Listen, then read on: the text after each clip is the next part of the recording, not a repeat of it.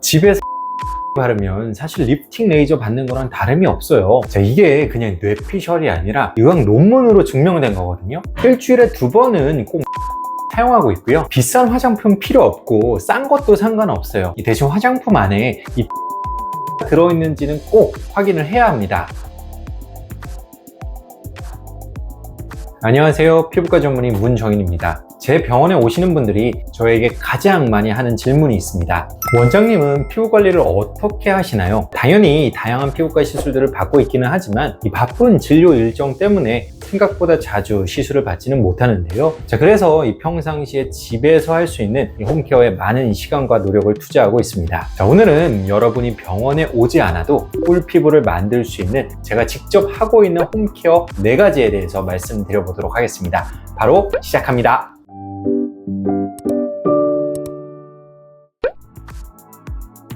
자, 홈케어에서 제일 중요한 것은 바로 자외선 차단입니다. 자외선은 피부 입장에서는 마치 악의 근원과 다름없는데요. 사실 자외선을 얼마나 많이 쬐었는지에 따라 피부 노화의 속도가 결정된다고 해도 과언이 아닙니다. 그만큼 자외선을 피하고 차단하는 것이 중요하죠. 저는 밥을 굽는 날은 있어도 자외선 차단제는 절대로 빼놓지 않을 만큼 비가 오나 눈이 오나 매일 외출 전에 자외선 차단제를 바르고 있습니다. 이 사진은 피부과학 교과서에 실려있는 아주 유명한 사진인데요. 평생을 트럭 운전을 하면서 왼쪽 얼굴에만 강하게 자외선을 쬐이다 보니 왼쪽 얼굴에만 심하게 광노화가 진행된 얼굴을 보여주고 있죠. 극단적인 예시처럼 보일 수도 있겠지만 사실 자외선에 의한 피부 노화는 우리 모두에게 동일하게 적용되는 현상입니다. 자외선을 막는 가장 확실한 방법은 바로 자외선 차단제를 바르는 것입니다. 자, 그런데 얼굴에 로션은 발라도 자외선 차단제는 안 쓰는 분들이 아직도 많은데요. 자외선 차단제를 바를 때 가장 중요한 건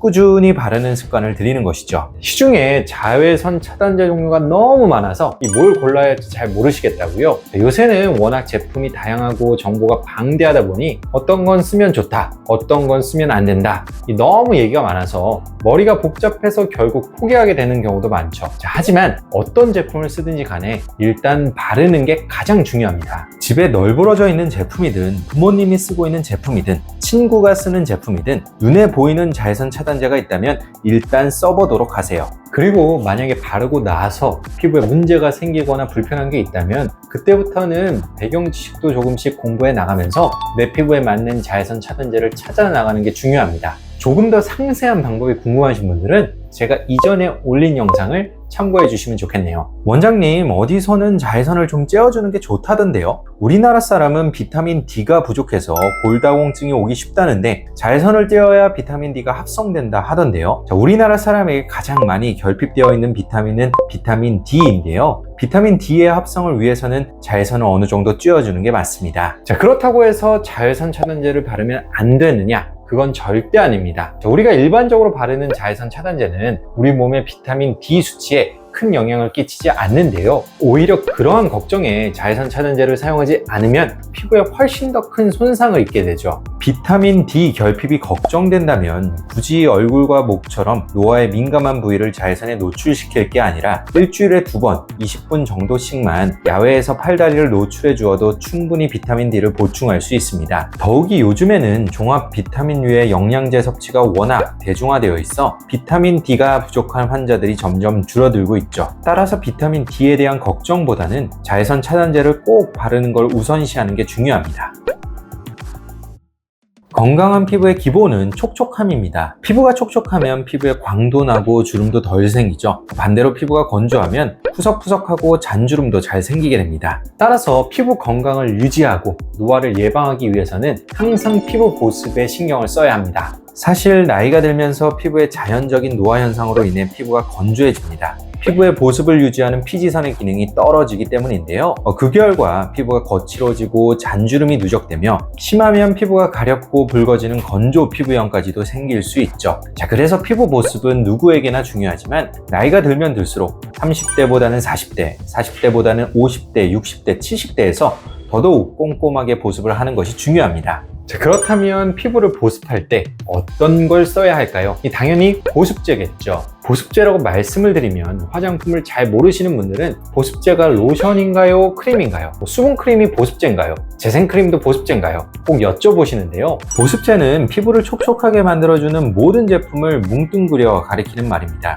당연히 로션도 보습제고 크림도 보습제죠. 수분크림, 재생크림, 아이크림, 미백크림, 탄력크림 등 다양한 종류의 크림도 결국에는 보습제에 속합니다. 따라서 피부를 촉촉하게 만들어줄 수 있다면 이 중 무엇을 사용해도 괜찮다는 것이죠. 물론 보습제라고 해도 종류에 따라 보습력에는 차이가 있을 수 있습니다. 로션과 크림은 제형을 나타내는 말인데요. 로션은 물 함량이 높아 부드럽고 무른 질감이 특징이고요. 반면에 크림은 오일 함량이 높아 진득하고 뻑뻑한 느낌이 강하죠. 보습력만을 놓고 봤을 때는 크림이 더 강력합니다. 하지만 오일 함량이 많으면 지성 피부에서는 트러블을 일으킬 수 있어서 피부가 기름질수록 로션을, 피부가 건조할수록 크림을 주로 사용하는 게 좋고요. 사용하고 있는 제품이 보습력이 약하다고 느껴진다면 여러 번 덧발라 보습력을 강화할 수도 있습니다. 그럼 마스크팩은 어떨까요? 이 마스크팩은 일반적인 로션, 크림에 비해 보습력을 극대화한 제품인데요. 보통 일주일에 한두 번 정도 사용하는 것이 적당하다고 봅니다. 또한 비싼 마스크팩이라고 무조건 좋은 것은 아닙니다. 비싼 제품에는 그만큼 유효 성분이 많이 들어있을 수는 있지만 마스크팩의 가장 기본 기능은 보습이기 때문에 저렴해도 보습 기능에 충실하다면 충분히 좋은 마스크팩이라 할 수 있죠. 당연히 성분이 더 좋은 마스크팩을 사용해도 되지만 가격 차이가 꽤 날 수 있기 때문에 본인이 가진 합리적인 기준에 따라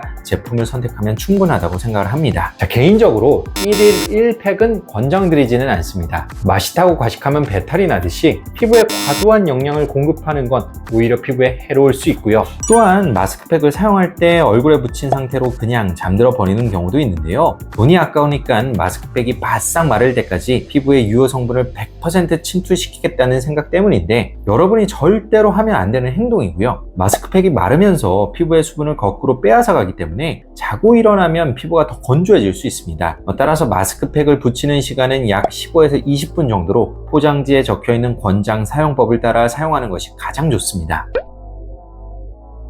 저는 로션이나 크림만 바르고 있는데 뭔가 모르게 아쉬워요. 하나 더 바를 수 있는 게 없을까요? 이런 분들에게 제가 항상 추천하는 제품이 있습니다. 바로 비타민C 앰플인데요. 피부에 가장 좋은 비타민을 꼽으라면 비타민C가 빠질 수가 없죠. 비타민C는 멜라닌 색소 합성을 억제하여 피부톤을 밝게 해주는 역할을 하는데요. 실제 피부과에서 미백 관련 스킨케어를 진행할 때도 피부 속으로 침투시키는 핵심 성분이 바로 비타민C입니다. 또한 비타민C는 항산화 작용을 하여 자외선으로 인한 피부 손상을 막고 콜라겐 합성을 촉진하여 얼굴 주름을 개선하는데요. 따라서 비타민C가 들어있는 화장품을 꾸준히 사용하면 피부가 밝아질 뿐만 아니라 피부 탄력도 개선되는 효과를 동시에 얻을 수 있습니다. 한 연구에서는 10% 비타민C 솔루션을 12주간 사용했을 때 잔주름이 감소하는 것을 관찰하였고요. 비타민C를 사용한 부위와 사용하지 않은 부위의 조직 소견을 비교했을 때에도 콜라겐의 양이 확연히 차이가 나는 것을 확인하였습니다. 또 다른 연구에서도 5% 비타민C 솔루션을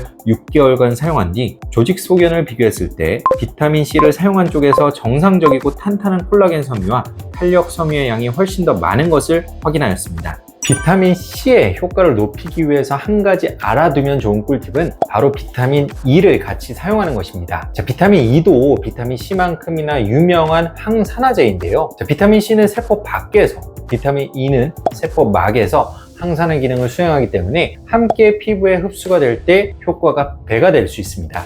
또한 이 비타민 E가 비타민 C의 피부 흡수를 도와주고 산화 환원 반응을 통해서 서로가 서로의 재활용을 도와주기 때문에 더 장기간 유지되는 효능을 기대해 볼 수가 있죠. 요즘에는 아예 비타민 C와 비타민 E가 함께 혼합되어 있는 제품들이 많이 출시되어 있으니 이러한 성분들이 같이 들어있는지도 잘 확인하고 구입하시면 좋겠네요.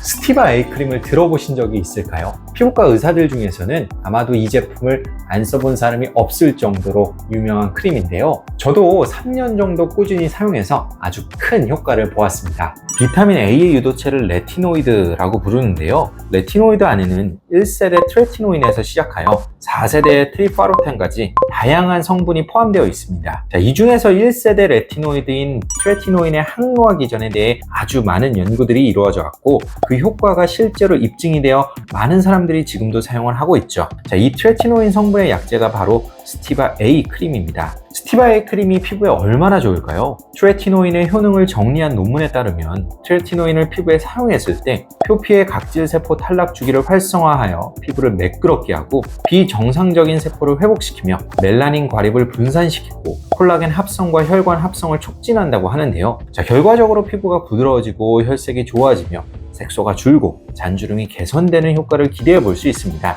6개월간 장기 사용하면서 피부의 변화를 관찰한 연구들에서는 모두 잔주름과 색소 상태가 호전되었다고 보고하고 있고요. 이렇게 효과가 좋다 보니 스티바 A 크림은 피부과 의사들 사이에서는 안 쓰면 바보라고 할 정도로 잘 알려져 있죠. 자, 하지만 이러한 효과에만 꽂혀서 사용을 하다간 이 피부에 큰 문제가 생길 수도 있는데요. 무리하게 사용하다가 부작용을 심하게 겪는 사람들이 많거든요. 자, 특히 처음에 사용할 때 피부가 붉어지거나 따갑고 각질이 일어나는 현상이 자주 발생하기 때문에 항상 소량에서 시작해서 충분한 보습과 함께 사용을 해야 하고요. 건성이나 민감성 피부에서는 무리해서 사용하지 않는 것이 좋습니다. 만약 피부가 민감해지는 레티노이드 피부염이 발생했다면 사용을 중단하고 피부과 치료를 받아야 하죠. 자, 그런데 문제는 스티바 A 크림이 단종이 되었다는 건데요. 따라서 현재는 약국에서 구하기가 어렵고요. 같은 트레티노인 성분으로는 20 크림, 아지나 크림 등이 있지만 이 역시도 품절 대란으로 인해서 약국에서 구하기가 쉽지 않습니다. 그래서 최근에는 트레티노인 대신 같은 레티노이드 계열 중에서 2세대 아다팔렌에 해당하는 디페린 크림, 또 4세대 트리파루텐에 해당하는 아크리프 크림이 주목을 받고 있죠. 특히 아크리프 크림은 제가 요새 제 얼굴에 테스트 중인데 스티바 A 크림에 비해 자극감이 훨씬 적어서 사용하기가 편리합니다. 스티바 A 크림의 대체 의약품과 아크리프의 사용 후기가 궁금하시다면 제가 이전에 올린 영상도 참고 부탁드립니다. 자, 오늘은 제가 제 피부를 관리할 때 가장 중요하게 생각하는 피부관리법 4가지에 대해서 한번 알아보았는데요. 기본에 충실하는 것이 피부를 건강하고 아름답게 가꿀 수 있는 가장 쉬운 방법입니다. 내가 피부를 위해서 뭘 해야 될지 잘 모르시겠다면 제가 오늘 말씀드린 4가지 피부 관리법부터 한번 실천해 보세요. 지금까지 피부왕정인의 원장 문정윤이었습니다. 감사합니다.